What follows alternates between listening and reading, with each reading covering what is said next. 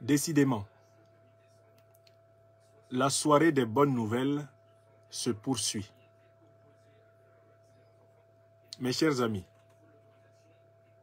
le réfugié politique Mohamed Soukou dit Ben Souk, a été libéré aujourd'hui, 10 janvier 2022, à 18 h, à Bamako, sur ordre du président de la transition du Mali, le colonel Assimi Goïta, et du premier ministre du gouvernement de transition du Mali, le docteur Choguel Kokala Maïga, avec le soutien ardent des ministres maliens de l'administration territoriale, Abdoulaye Maïga, et des affaires étrangères du Mali, Abdoulaye Diop. Je voudrais leur adresser personnellement mes remerciements.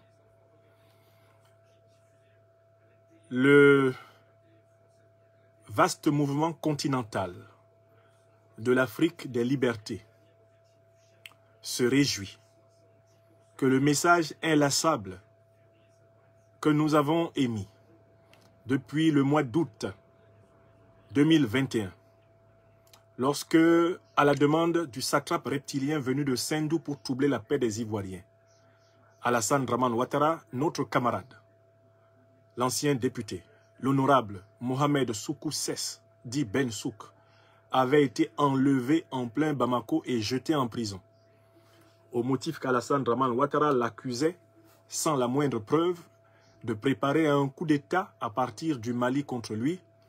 Nous avons plaidé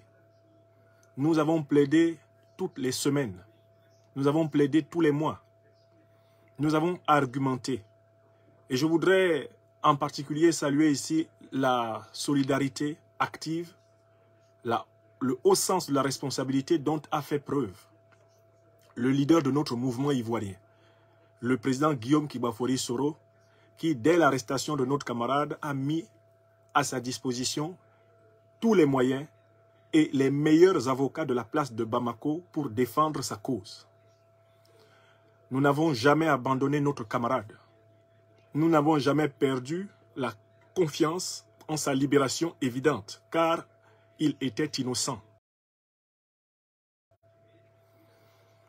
Nous avons expliqué par plusieurs fois au régime de transition du Mali que les yeux doux que lui faisait Alassane Dramane Ouattara étaient une manière de l'endormir avant de l'assommer et de l'éliminer.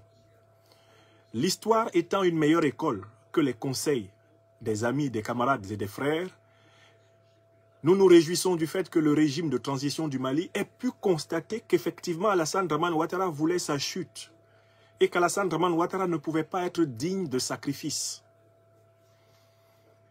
À quelque chose, malheur étant grand, les malheurs infligés au peuple malien par Alassane Dramane Ouattara ont fini par convaincre les autorités de transition que ceux qui résistent à Alassane Dramane Ouattara sont des bonnes personnes, parce que Alassane Dramane Ouattara est une mauvaise personne. Voilà comment, pendant que je donnais une conférence tout à l'heure sur la rupture de l'embargo, la destruction, la pulvérisation de l'embargo honteux de la CEDEAO contre le peuple malien, je regardais sur mes téléphones une nouvelle à laquelle je ne croyais pas à première vue. Je lisais dans vos commentaires, professeur Ben Souk a été libéré, mais je n'osais pas le croire. Il a fallu que je prenne mon téléphone, que j'appelle mon ami et frère qui connaît cette maison, que cette maison connaît, ici en Normandie, que je l'ai moi-même à l'autre bout du fil pour que je dise, en effet, le colonel Assimi Goïta, le premier ministre Choguel Kokala Maïga, le premier ministre Choguel Kokala Maïga, le ministre des Affaires étrangères Abdoulaye Diop, le ministre de l'administration territoriale Abdoulaye Maïga sont des gens dignes de foi. Car nous croyons qu'au regard même de la tournure que les événements historiques dans la région prenaient, il comprendrait que notre camarade ne pouvait pas être nuisible à un pays dans lequel il était venu trouver la paix, la sécurité et la liberté, et un pays dont il est un beau-frère. Je voudrais aussi remercier toutes les médiations qui ont pu, de près ou de loin, contribuer à l'émancipation de notre camarade qui, ce soir, va dormir chez lui à Bamako. Chez nous, à Bamako, au Mali. Je voudrais aussi vous prendre, vous, mes amis, sur les réseaux sociaux, internautes citoyens, à témoin sur la valeur de l'engagement noble de la parole politique, que certains ont parfois tendance à mépriser.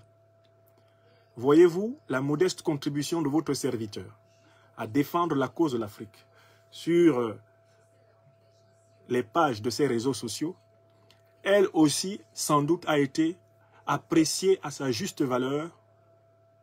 Elle a été appréciée à sa juste valeur par nos frères du Mali.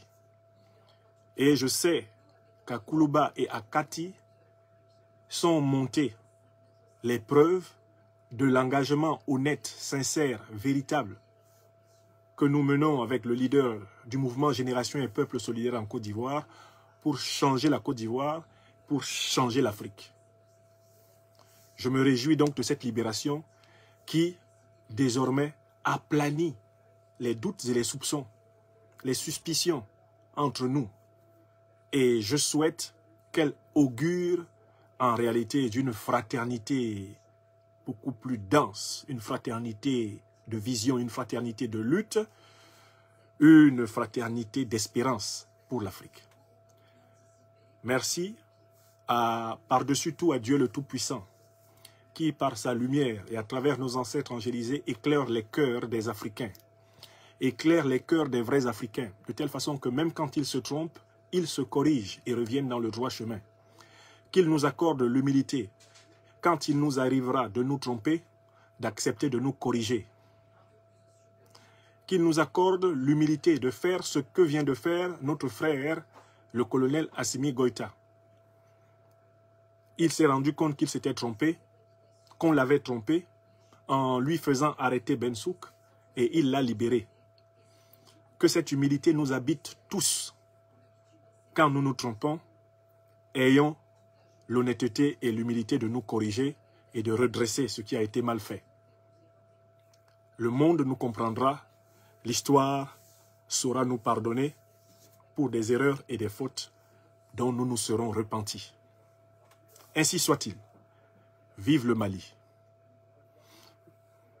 On me dit que le colonel Assimi Goïta a parlé. Je vous promets demain, dans la journée, de revenir sur son allocution, s'il y a dans cette allocution des points nouveaux que je voudrais porter à l'analyse. Je vous souhaite d'ores et déjà une bonne nuit, une grande semaine en terre africaine du Mali, en Afrique, dans les diasporas africaines d'Europe, d'Amérique, d'Asie, dans toutes les îles africaines du monde.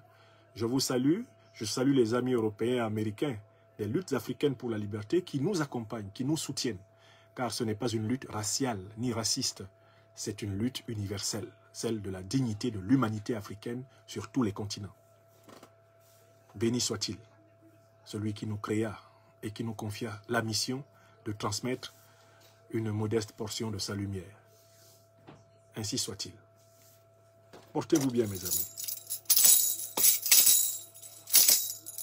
Bonne nuit à tous.